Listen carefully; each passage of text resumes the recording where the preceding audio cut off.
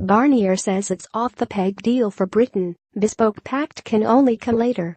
Berlin, Reuters. Britain must choose from a range of existing off-the-peg models for its relationship to the European Union when it leaves the bloc, Brussels chief negotiator Michel Barnier has told a group of newspapers. He said a bespoke deal could only be negotiated after an orderly departure.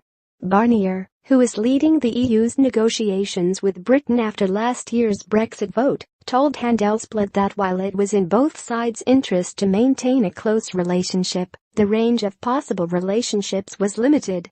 The only way to do it without difficulties is by staying within the internal market. That would be the Norway model, but the British government rejects it, he said. Another option would be a free trade agreement like the CETA deal with Canada. Even a Canada-style deal would take several years to negotiate.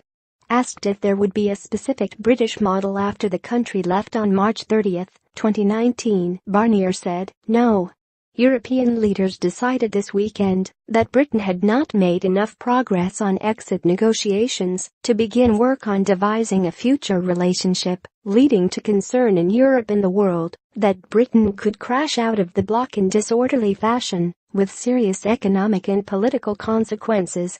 A disorderly exit would bring enormous problems, mainly for Britain, but also for us," he said in the interview with Handelsblatt and 4 further European newspapers.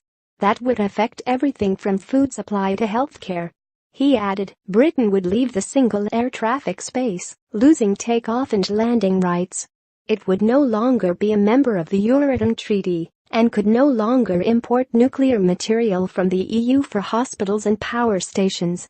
The process of designing a longer-term relationship with the EU was also fraught with difficulties, he added, warning that the EU would need to find ways to head off any British attempts to undercut European environmental or welfare standards.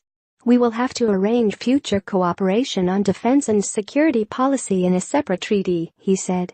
"We will have to ward off British attempts to influence our decision-making processes in this area." Reporting by Thomas Eskrid, editing by Jeremy Gaunt.